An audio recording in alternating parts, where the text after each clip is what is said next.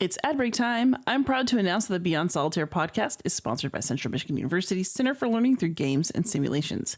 This week, I want to remind y'all that CLGS continues to offer classes in partnership with Gen Con, and the next one starts on October 14th. Veteran instructor Eloy Lasanta will be teaching When Worlds Meet Mechanics, turning fiction into games.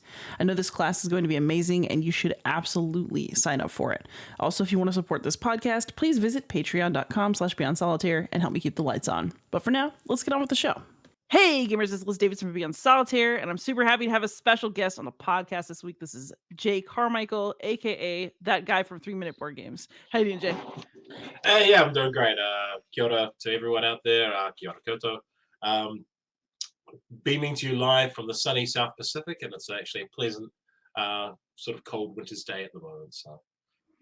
Yes, I'm in the Midwest, and I'm annoyed that it is not cold enough. I moved to the Twin Cities to be cold, and it's like in the 80s outside right now. This is lies. Oh dear. But we have the same outfit on, so like it'll work. Yeah. I mean, it's really nice outside. It's just chilly. But the thing with New Zealand, Aotearoa, we don't have temperature extremes. So, like, I think we go between like 60 and 80. We don't go outside of that. So it's never particularly hot or particularly cold. That sounds kind of wonderful, honestly. Yeah, that's great. It's fantastic. You can wear shorts all year most of the country, or you can wear hoodies all year most of the country, whatever you're more comfortable doing. But you could do a hoodie with shorts, and then you've got the perfect combo. I'm not going to show you, but yes, you can do a hoodie, a hoodie with shorts. All right, so down to business. So I've actually had you on the podcast because you are not just a content creator, much as I dislike the term. You are a game designer. And that's what I wanted to talk about today. So you've got a game that is hopefully going to be hitting the porch soon, Red Dust Rebellion. I think they are planning on starting charging for it on September 17th, so very, very shortly after this is being recorded. And then it'll start shipping after that. It's been coming into the warehouse as they've been doing, GMT's been doing their yearly sale. So they had, a limited amount of capacity to deal with the yearly sale and this big game. So I think it'll all have arrived, hopefully, because they've done quite a big print run apparently.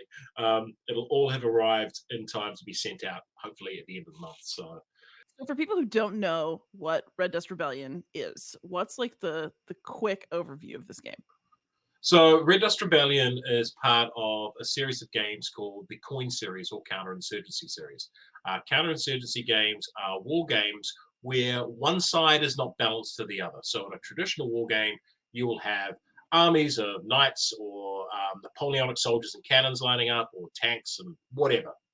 But there'll be people wearing uniforms and they're all ranged on a battlefield going to fight. A regular war consists of one faction like that, but the other factions tend to be either local peasants or something who are rising up, and they take up arms to go fight, and then they go back to their village at the end of the day. They're not regular soldiers.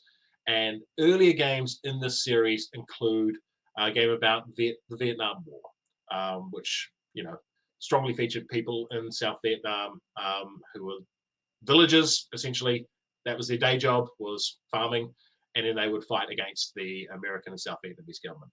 There's one about Afghanistan where one player plays the Taliban. It's that kind of regular force versus irregular force.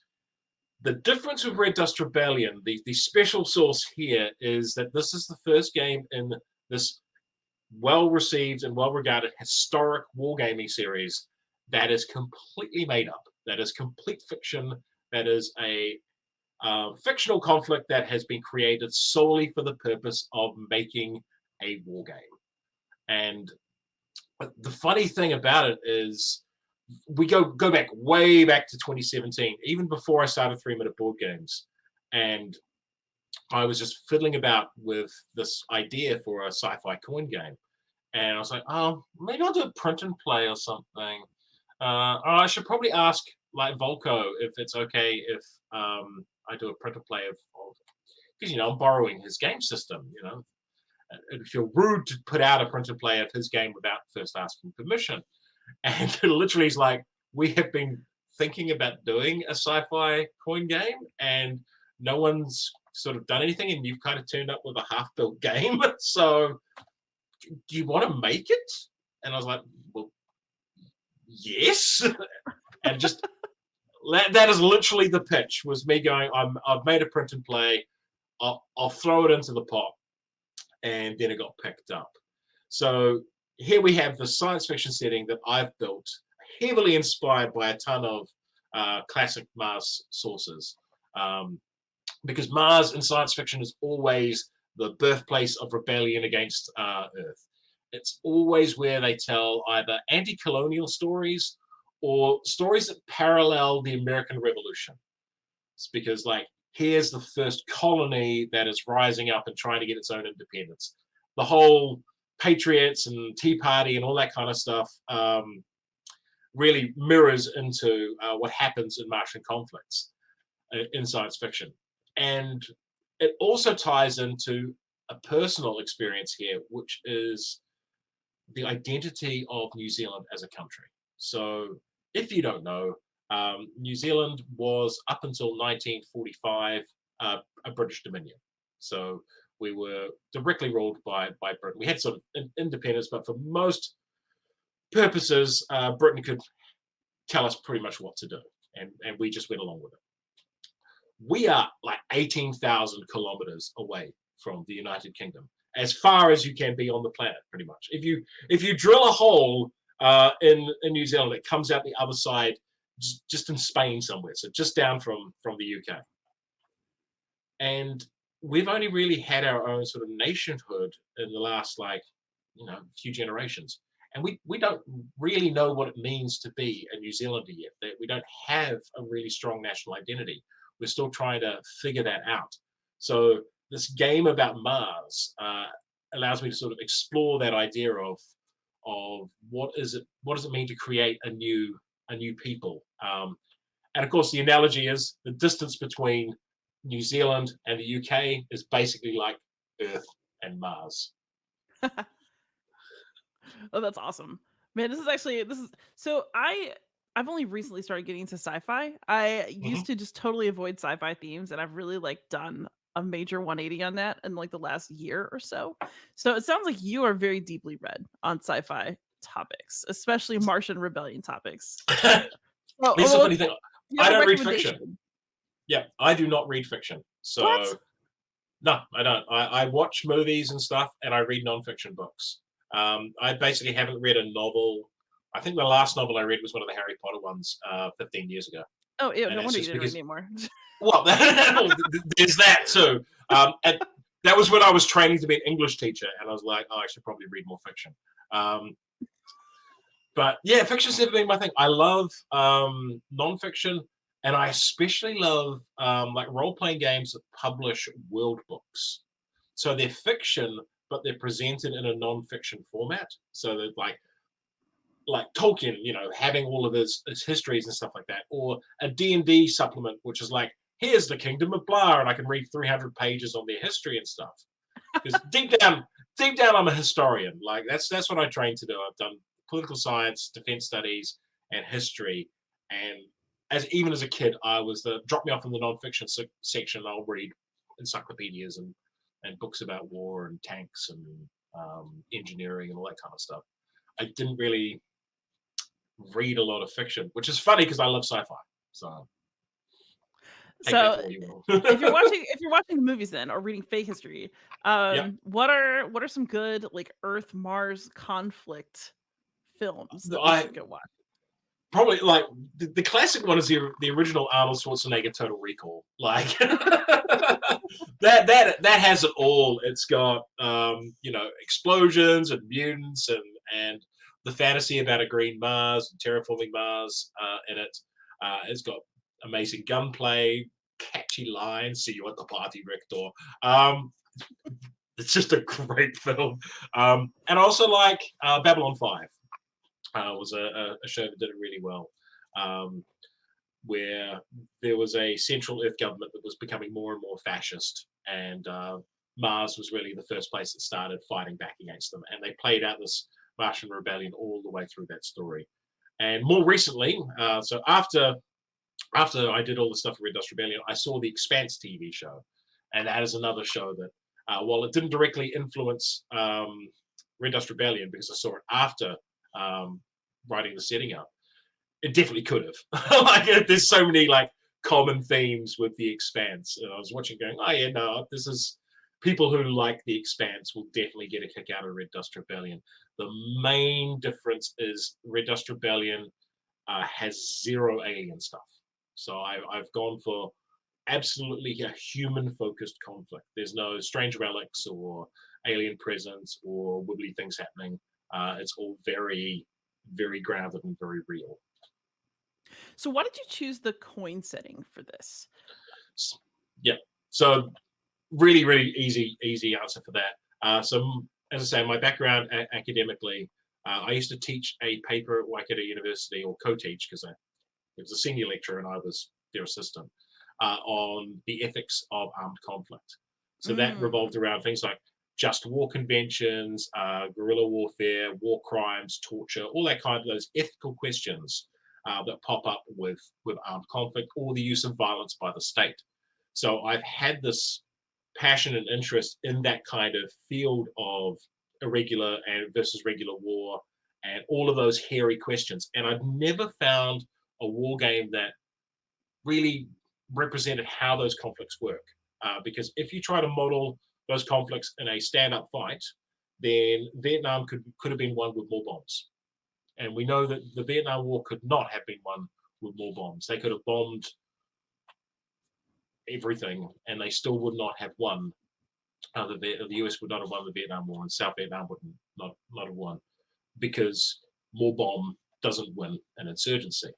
And then I played A Distant Plane, and I was like, this gets it. This is exactly what gets it. And I was playing A Distant Plane and fapping about with it one day, and it was a documentary on Mars by sort of docodrama. So it had like documentary bits and then dramatic bits, and it was done by Ron Howard, and it was all about Martian colonization. So they did talk to some scientists about the various issues, and then they'd act it out as a sort of dramatic scene. So I'm buggering about with this rule book and watching this, and I'm like,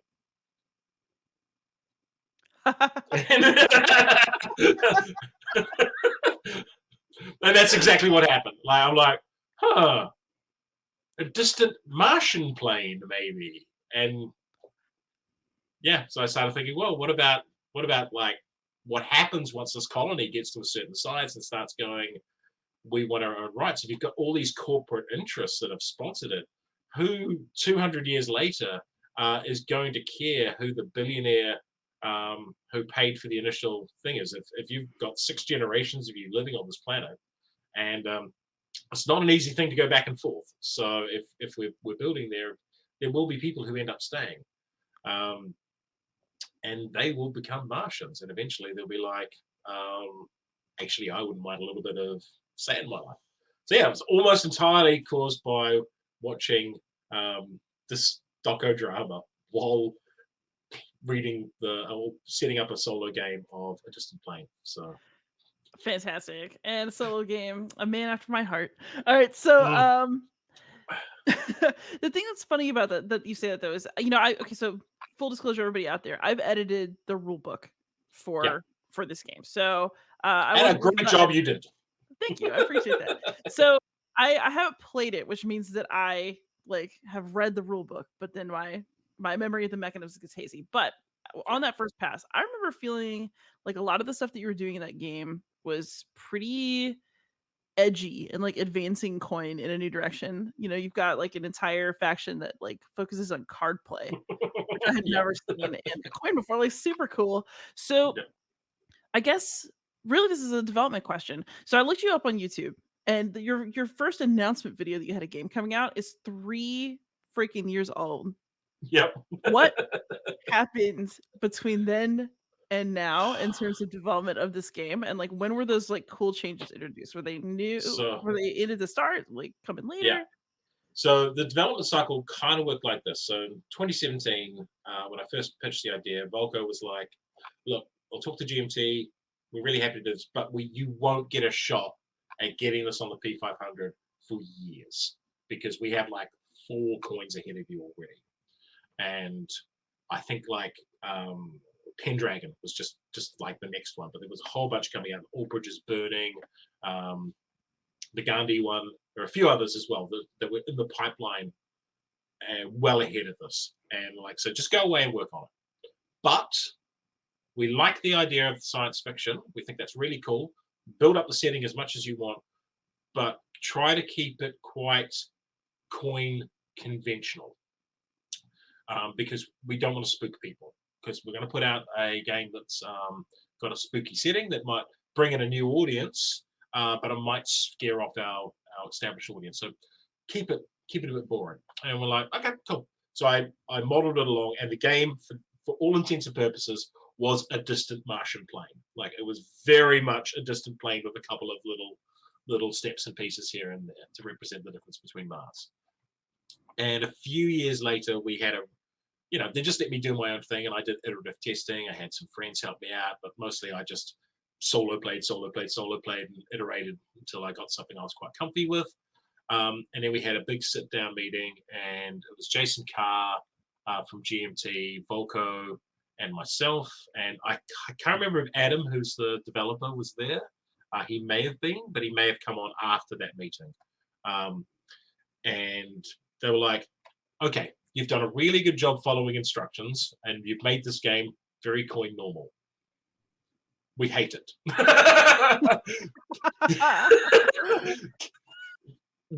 We've decided that is not the we've decided that is not the way we want to go at all.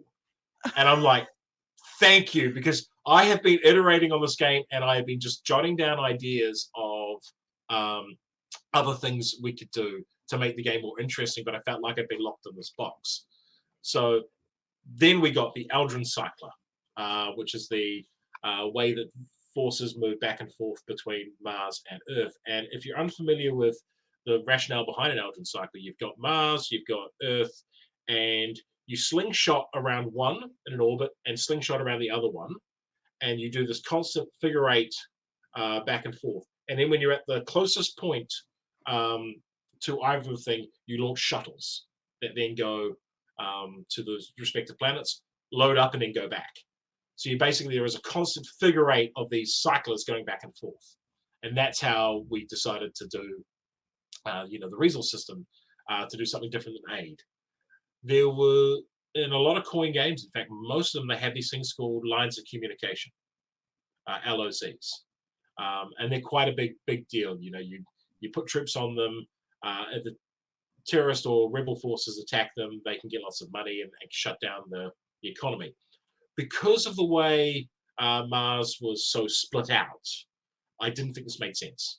Like the lines of communications are going to be spaceports, and they're going to be rockets back and forth, and the maglevs that we've got there. So we removed all of the economic factor from that and just simplified that. We then went, okay, we don't need a single board because Mars is so big. We're going to make it into these different environments to showcase just how we're focusing on these 3 bits, but Mars is the whole planet. So let's just kind of do that to get the scale of the game as well. And I also love multi-theater games because you can have one theater doing something while the other one's doing a different thing. You can have essentially three games playing out at once, which I think is a really fun place to explore. And then about that time, the Syrian and the Rohingya refugee crises were at their peak. And there were, constant news stories about people being displaced, ethnic cleansing going on, and just what happens when hundreds of thousands of people lose their homes. And I was sitting there going, and that's when you've got access to water and air. what happens when you don't have those things, when there's a refugee crisis on Mars. So we brought in the displaced population system, which, when you look at it, it's actually quite grisly, because if you don't house those people, they're penalized. The idea is that if all the infrastructure goes away, the actual population of Mars drops. And I think it's one of the few times you'll see in a war game where you can actually eliminate populations, which is kind of grisly, but I thought it needed to be in there to really reflect the model that I was trying to describe. We also added in the satellites at that point, and the Red Dust campaign cards. So the Red Dust political group gets to do these big campaigns where they're like, the dock workers are on strike, and that has an ongoing effect until the next reset. Or Mothers of Mars are protesting. So if the corporations do anything, they get negative PR. And the final one was the complete overhaul of the Reclaimers. So taking that faction and going, I'm going to make these guys something very me and very different, because I want an unpredictable, unusual faction that just pops up out of the great deserts of Mars. Because the scale of Mars is mind-boggling. We have water over most of our planet, right? Yeah. So even though Mars is smaller, its actual land area is the same as Earth's, if you ignore the bits that are covered in water. I'd never thought of that before. Yeah, so the amount of space you have to hide on Mars is mind-blowing. With the level of population we have, you'll have areas the size of Asia that have no one in them. And I kind of wanted to represent that you'll have this faction that's out there somewhere, and then like a dust storm blows in, and all of a sudden they're there. They're at your gates. They've come in through the storm. You're like, oh, damn. I guess we're going to deal with these guys now. That's awesome. Yeah, so we had this big overhaul, and that was going along really well. And that was mostly in place when we went to the P500. Because if you look at the P500 picture, it's got all of that stuff in it. Then we got COVID. And COVID completely shut down the advancement of things. Like the factory just wasn't printing stuff. The shipping costs went through the roof, so GMT kept delaying things. And that delayed the project quite a while.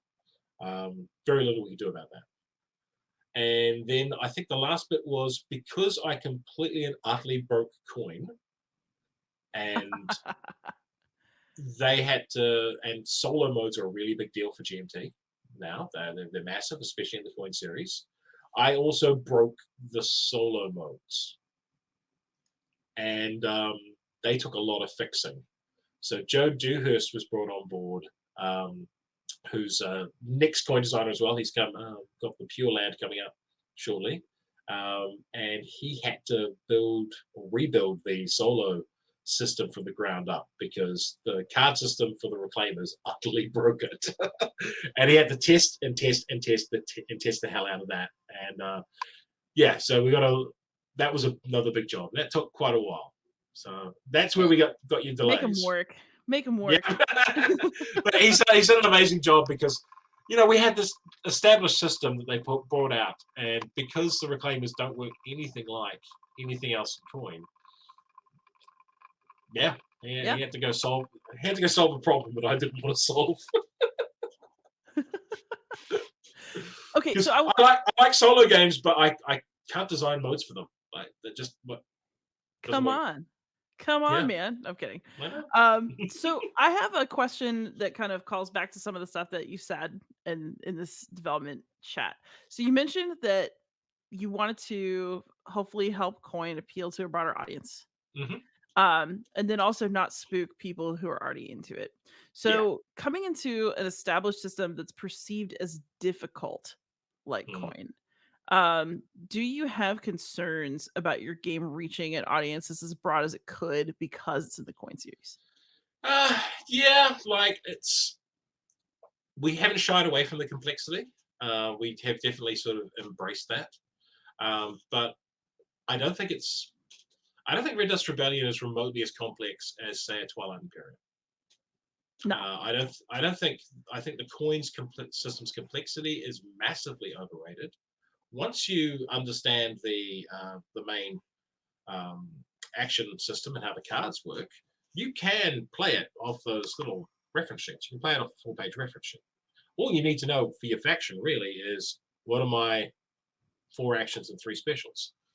So yeah, it will likely bounce off a bunch of people, but I honestly think coins um, complexity is over egged, and a huge part of my focus, which is where you come in, was on making the rulebook more accessible and more easy to follow.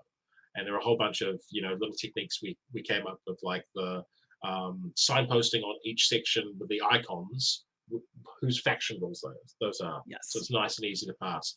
Having a robust and easy to follow glossary lexicon on the back where you can just go, oh, there's the article. There's a summary as well. I love that. I love the bit that we've got where you go back and you read up what's a unit, and it actually gives you a blurb of what a unit is, and then gives you the full link if you need to go a little further. And that is such a great glossary. Then we've got the play aid, the playbook with the examples and stuff in there. And if people actually sit down and go through that, I think Red Dust Rebellion is quite accessible. Plus, the scenario we've put in the box has you in media res. Like a lot of coin games will start off sort of a little bit on the back foot. Red Dust is designed to be just straight into it. Like you should be throwing forces at each other pretty much from turn 1. And the plan for the expansion that I'm currently working on is to give people who are wanting a bigger, chunkier Red Dust experience the option for a long war. So a much longer conflict, because Red Dust is really designed to go 2 to 3 campaigns. So yeah, it's complex, but it's not Fire on the Lake where you go through 6 campaigns. Like it's full on frenetic, but it's quick comparatively. That's fair. That's fair. All right. So, there's a couple directions we could go. Do you want to talk about Shadow Moon Syndicates now or later? We can do that. We can do that later. All right. So, here's what I want to know then. You mentioned that you started design for this game before you began your channel. Yeah. So, I find this interesting because I started my channel and I had no interest in ever designing a game. I never thought I'd be a game designer. I swore up and down it was never going to happen. Yeah. Oops. Just like I don't like sci-fi, apparently. Yeah. But what I guess, do you think the same thing, that same creative instinct that pushed you to design a game drove your channel, or do you see them as 2 totally different ways of engaging with the hobby? I think it's 2 very different ways. Like my channel was actually motivated by rage more than anything else. So game design was motivated by me wanting to create something. I like creating things. I've been a dungeon master. I've run LARPs. I've been the person who organizes game events. So I've always been an organizer and designer of play. I made fan mods for my own games. The channel initially started with me being so pissed off that when I looked for a review of a game, the shortest one I could find was 28 minutes, and it was some git talking in circles, going over and over the same points time and time again. I'm like, someone has to be able to do this better than 20 minutes going back and forth. Someone has to be able to get the key points of these games out in a short enough time frame, because this is so frustrating. I was like, stuff it, I'll do it myself. And so I did. And apparently there were several thousand people who thought the same thing and were like, oh, thank goodness. Now I can find out a good chunk about the game and then go look at a bigger review later. So that was the thing. Like 3-minute board games is not, I don't think, a be-all end-all channel. It's one you look at to triage a game. So you go, that sounds vaguely interesting. What's that about? and you look at my channel, and if there's big red flags on the game, you're like, oh, it's got negotiation in it. I hate negotiation. Then you can back off. If you go, oh, that looks intriguing, then, maybe go watch a shut up and sit down video. Maybe go watch Gaming Rules or Watch It Played or John Plays Games, video on the rules or something. Track down another reviewer's take on it, or look at a playthrough or the rule book or whatever. It really is just there as a sort of almost like a trailer in another way. And I think one of the reasons the channel, like my activity is very different to most board game review channels, which go, lots of views and then nothing. Mine just tick along. I have like flat numbers for pretty much all my reviews. They just keep ticking along every single day. And I think that's because people go, oh, we're playing Seven Wonders tomorrow. This is what it's like. And they send it to people. So I just have this real strange flat, like my Wingspan track literally just goes like this and has not dipped or dropped since I put it out. It's very odd when you look at other channels. So what's interesting about that is that you've had this kind of explosive channel success that I think really changes your profile in the industry. And how are you, I guess, reconciling the fact that you're board game famous already with the fact that you have a game coming out?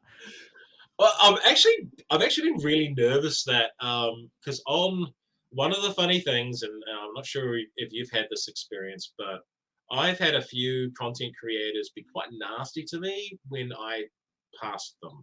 If a bit of jealousy and a bit of I just never pass anybody. I languish here in the cellar, so rough.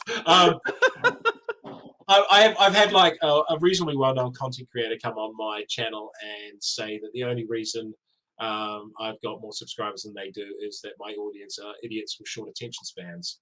And whoa, out of line. Yeah. So I've had a few bits of that. Plus, I'm also quite progressive. So if someone's being like, scummy or whatever, I'll be like, hey, ease up on the racism /sexism /transphobia. And that also has made me a few people out there who don't particularly like me because I'm quite steadfast and forthright in that regard. So I'm actually kind of vaguely worried that some of these folks are going to be like, oh, you've got a game out there. Allow me to destroy it. And, be burnings going on or something. So I'll confess something about that, which is that, so I didn't even pay attention to who the designer was when the rulebook came across my desk. I was like, oh, Jay Carmichael. I don't know who this is. And so I just like read rulebook, and then I saw you announce it on Twitter, and I was like, oh, it's that guy. I don't know who that is. I had no clue it was you. Well, because it's comparatively rare. Like, I mean, Tom Vassal's done a game, but he did that like a decade ago. It was nothing personal. But I can't think of anyone else who's like got a really high profile that's sort of put out a game. Like, so I think it's starting to happen. So I actually have a prototype that I'm going to cover soon that Mike DeLisio and Dan Hughes did, called it's like I made you a mixtape. So they made a mixtape game. And Dan Hughes, who got his start with a big podcast, This Game Is Broken, and is a Dice Tower face. He and his daughter did Cora Quest. Yeah. That went off. I've seen Ben Maddox from 5 Games for Doomsday say that he's working on stuff, but I'm not 100% sure what it is. And then if I were a big content creator, I guess that'd be me, but like I'm just a But yeah, it's the shut up and sit downs and Rado or Efka and Elaine. It'd be fascinating to see what some of them would come up with as a game. I think Efka and Elaine could actually put out quite a good game because they do have good thoughts on board games, and but there's also the hazard of being a critic. Yes. Sometimes, like, you aren't necessarily good at the thing that you're being a critic of. So it is a different skill set, and you might expose yourself. So who knows? These two games of mine could hit stores and people get them, and they'll absolutely rubbish them. But I have good people around me who hopefully have cleaned up all my foibles and mistakes and polished the games up to sufficient standard to cover up my own inadequacies as a game designer. No, no, I think it looks good. I think it's good. Uh, but I think actually in that sense, you and I are in a similar boat in that we both have games that are kind of on the way, but Mm, not out yet. yeah. Um, I've had to completely change the way I do my channel because I now work for Leader. So I Okay. I'm now an industry creature. And Yeah. so On I that note, there's a Arcs in 3 minutes is just being finished, and I have uploaded it onto my channel. It'll be going out in a couple of weeks. excellent. It better be positive. No, I'm kidding. You can be whatever No, you want. spoilers. Yes, very positive.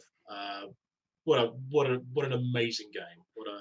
What an experience and something very outside the box. So yeah, here's me doing a promo for your the Yeah, company you're although now working for. I did zero Great game. work on arcs. I did none. Yeah. And so it was actually really funny, like, people at Gen Con were like, "Oh," because I was at the leader booth, like, "Oh, y'all did such great work on arcs." And I'm like, "Everyone else did Thanks. great work on arcs, actually." Oh, good. No, I take full credit for this game that I had nothing to do.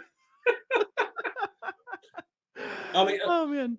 this, one of the funny things there is Root is probably Leader Games' probably most famous game or most well-known game. Is what I like to call coin adjacent. It is in many ways like Red Dust Rebellion, just furry animals murdering each other. But it uses so many of the same ideas of asymmetric war. Like the core box straight out of it has the two conventional forces of the Irie and the cat, and then you have the Woodland Alliance, and the Woodland Alliance are a classic guerrilla force. They're asymmetric warfare in a nutshell. And yeah, Roots Absolutely. And Roots then you've got Roots your little Cutly coined. little vagabond up doing just, like, whatever the hell they're Yeah, doing. Like yeah, But, okay, so I will say before I came to work for Leader, I fully intended to continue my channel. There are a lot of kind of designer critics out there. I feel like it's common. Fred Serval at Homo Ludens is a designer and he has a channel.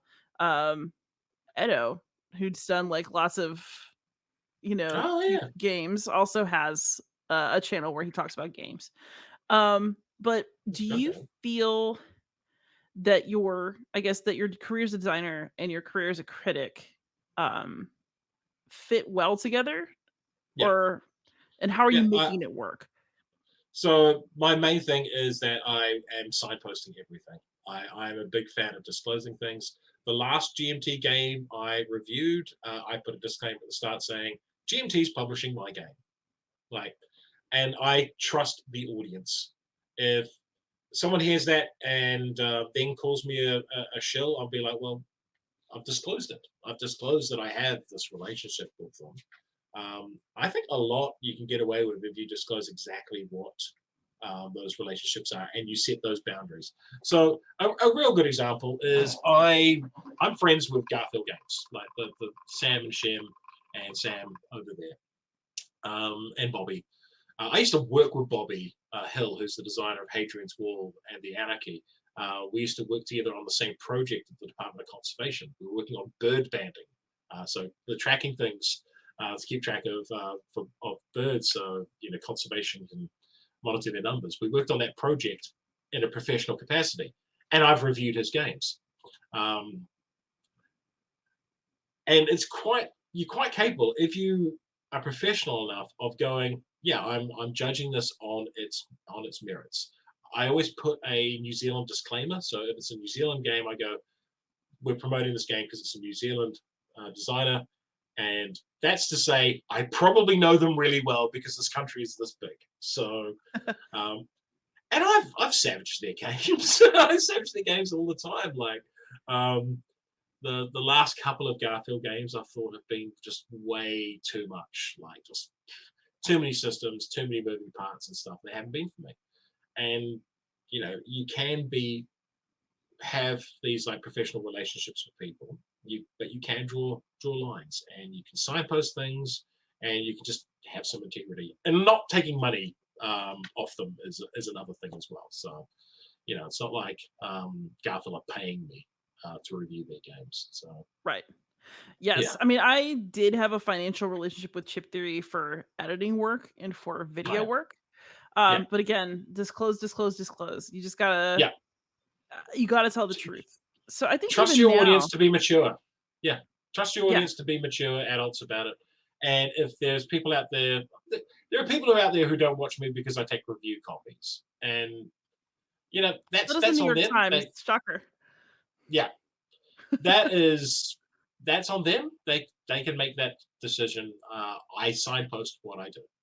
So Yeah.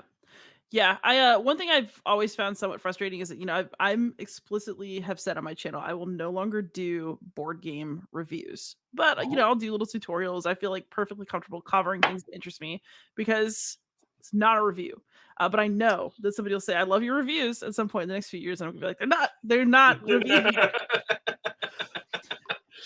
So Yeah, speaking of reviews, how do you intend to, I guess, engage with criticism of your games once they're out there in the world? I probably won't an awful lot because I legitimately don't care. There's one reviewer whose opinion matters to me, and that's Dan Thoreau. I read him ferociously, and I'm a giant Dan Thoreau fanboy. Um, if he hates my game, I will feel sad. Uh, All right, I'll let him know to otherwise, trash it just for the lulz. Okay. otherwise, I'm not that fussed. Like people will like what they like. Yeah. Um, The only thing I think I'd probably get upset about is if someone trashes something when they have got the rule wrong. If they go, "Oh, this is busted because of blah," I'm like, or the classic, "I've played this once. This faction won, therefore the game is busted, and that faction will always win." That kind of thing will irk me. But if people genuinely don't enjoy the experience, and for Red Dust Rebellion especially, it's got a high complexity. It's got very mature themes. It's a very confrontational game. You can literally be wiped out of the game. Like people can just smash you, and you we suddenly go, "There's not much I can do. I'm basically out of the game."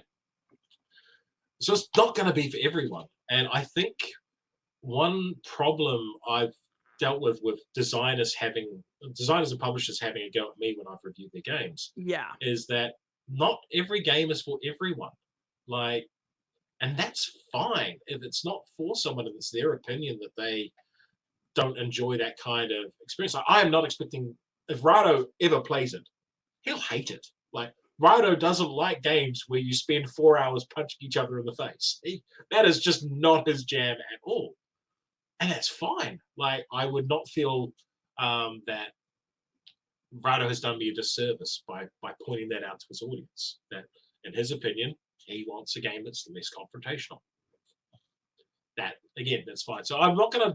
I don't think I'm gonna directly engage that much with reviews of my game because I hate it when people do it to me. I absolutely hate it when. Thank you so much for saying that because I also have absolutely hated that over the years. It's so uncomfortable. It's like, please let me just shit on your game and not have you watch me do it. Like, I a particularly well-known publisher and person um, put out a game that had printing on it or symbols on it that was so small that my friend with bad eyesight could not play the game. Like it was impossible. He was just like, these are small little icons on the bottom of these pieces. He had to take our word for it that they were there, and we had to sort of abandon that game and I had to play it with a different group. yeah. And I included that feedback in my review, and a publisher sort of had a go at me about it. And I was like, well, we just report what we doing, and I did not get another review copy from that publisher for quite some time. um, so I prefer it when publishers say something like, "Thank you for your thoughts." Yeah, I actually don't like to be engaged with at all. Like, even if the review is positive, I'm like, just no. Like, of course, part of this is because I read a lot. I watch a lot of BookTube, and the discourse over there is very different from what is in board games, and that makes sense. Like, we're in a young industry. I feel like designers and media and players all have a lot more access to each other in our industry Mm. than in other creative industries right now that are more Oh developed. yeah.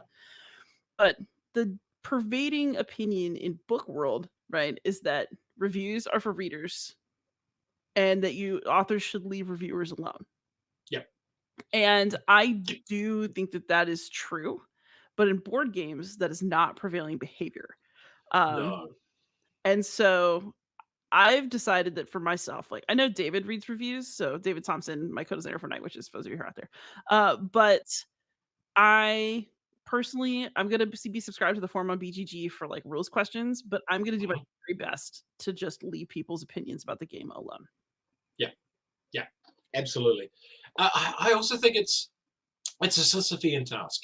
If you end up engaging like that, and if you let your ego get in the way as well, you get your hurt feeling because someone goes, "This game is the poopies," and you're like, "No, it is not the poopies." Where does it end? Like, what are you going to convince that person that they're wrong, that their feelings are wrong? No, you're not. No, You're not. you're You're just not. gonna You're look just like a big gonna. whiner. Like, Right? Yeah, just take your lumps. Again, I think there is an occasion where you can call out a review. There was a review of a Leader Games game recently where someone posted an inflammatory review based on utter nonsense. Um, I can't comment, but I'm just laughing at it. Yes. well, if it walks like a duck. Anyway, and people called that out, but the publisher didn't need to. The viewers did. They were like, "This is horseshit. This is absolute nonsense. You are misrepresenting the game for clickbaity reasons. Please stop doing that." So the thing is, like, if a game is dramatically misrepresented, there's a good chance you won't even have to lift a finger because other people who played the game will be like, actually, you Oh played yeah. that wrong. So, clack. Oh yeah. The internet is full of plenty of people who will correct you for anything. So Yep. Oh yeah. If you want, I'll give you a great. Anyone watching, I'll give you a great content creation tip. If you want more comments on your next video, set up a chessboard wrong in the background. oh my god. That's diabolical. I'm gonna try it and see what happens now. Yeah, I have done it, and it works. Oh my They god, can't that is help themselves. They cannot help themselves. It's on my backgammon video as well. I put pieces in the wrong spot, and I just keep getting comments about it. And it's one of my recurring things is I'll deliberately put a couple of pieces wrong on oh videos my of lord. popular games, and just to get people commenting. So I was gonna put just the normal title for this podcast, but now I'm just gonna put like Jay Carmichael's top tip for YouTube engagement. It's really cheeky and silly, but they can't help themselves. It's so funny. All right. So I feel like it sounds like you're living your best life in the game world. Like you've got a thriving Yeah, channel, you've got a wonderful game design that's on the way out, and you actually have a second one that is yeah. going to Kickstarter soon. Is that correct? Yes. So I think the plan is, and sometime in October or in November, that kind of ballpark. I'm not sure we have a fixed date yet, but we definitely got a countdown, and we're slowly releasing content for it. And that game is Shadow Moon Syndicates, and Shadow Moon Syndicates is a very different beast to Red Dust Rebellion. Even Uh, though it just looks like more angry people in space. oh, it's totally angry people in space. Like it is still angry people in space. Don't get me wrong. But it's a very different type of angry people. So this one's an area control game with card manipulation, and it has a couple of features that make the game very different. So first of all, there are 10 factions in the starter set, and you'll only play with like 6 or 7 of them in the game at any given time. So there'll always be a different mix, and each faction has like a core mechanic. So you shuffle those all up, but no one plays one of the factions. You are a criminal mastermind drafting and manipulating them. So you'll be picking them up and doing stuff with them, but you'll not necessarily own one of them. So some games there'll be very aggressive ones in the mix, and in other games there'll be more passive and manipulating ones. So that changes the complexion. The core way the game works is each card has an above the line ability and then a below the line ability. If you play the card on top of any random card, you'll only get the top ability. If you play the bottom, the card onto an empty table, so your first card you play, you'll get both. And if you match suits, you'll get both. So if you match from the same syndicate, you'll get both. Or if you play a card face down, you'll get to do a really basic action, and then the next card you play gets to have both. Now, there are cards that futz with other people's discard piles that allow you to draw cards out of other people's piles to your hand and play cards down to them. There are ways to futz with a tableau of cards in front of you. There is a burn pile of cards that have been assassinated that you can manipulate or resurrect. So there's this massive card interaction, and it's all about putting influence onto the board. So fundamentally, it's an area control game. But unlike most area control games, there are missions on the board, and they're in multiple different spots. And to get your points, you burn down all your influence in a region, if you control that, and claim the mission. So instead of like building up influence on the board, you like build up, drop, build up, drop, build up, drop, trying to maximize those points to finish those objectives. And so unlike a lot of area control games, the board state is incredibly dynamic. And a lot of the cards also have push, pull, teleport, draft, manipulate, a whole bunch of stuff that goes around moving bits on the board. So the board state's just this evolving chaotic mess. And the final quirk, and probably my favorite part of the game, is it goes for 3 rounds. And each round you'll play 6 cards. In the first and second rounds, you'll pick up your discard pile, look at it, and put 3 cards under your board. And then you'll put the others away. Then in the final turn, the tableau of cards you can manipulate goes away. And everyone draws their 6 cards. And they play the final round with a hand that they have built through the course of the game. And in that hand, you're hoping to have like the best combos you can have to score the sort of objectives out on the board. Because the mentality is the first 2 rounds are you using criminals in the system, and then the ones you keep are the ones you've added to your gang. So it's that Ocean's 11. That's right. I'm in. We've got a job. You son of a bitch, I'm in. It's that kind of building a criminal syndicate. Fantastic. And that final round has more points than the others. So you end up with this 2 rounds of like jockeying and positioning, and the final round is just straight into it. So I think, especially as like we've got the 10 different factions, and because when I designed this, I kind of went a little overboard. I made 16. And so there's another 6 that are going to be in an expansion later down the line, which I think it's going to be at the first Kickstarter as well. So you can just mix and match these power set combinations and have like a very different game experience each time.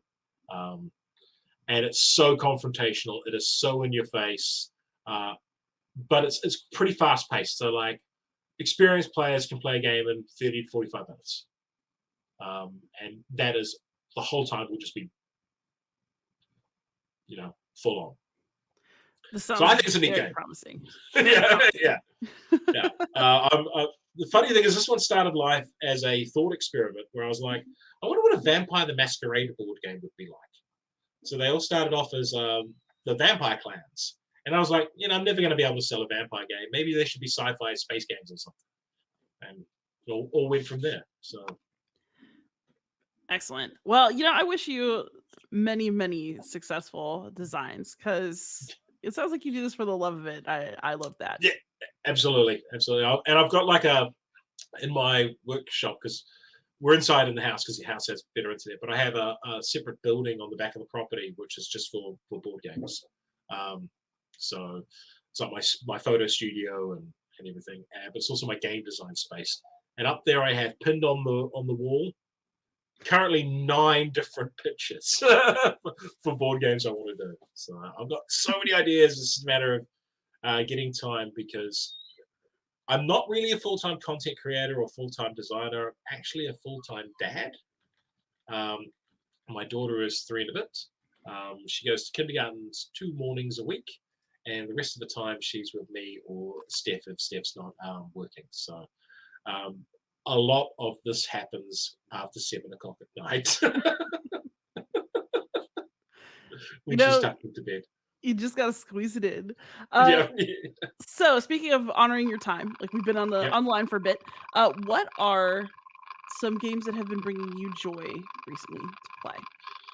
Oh, we just played Arcs, like so.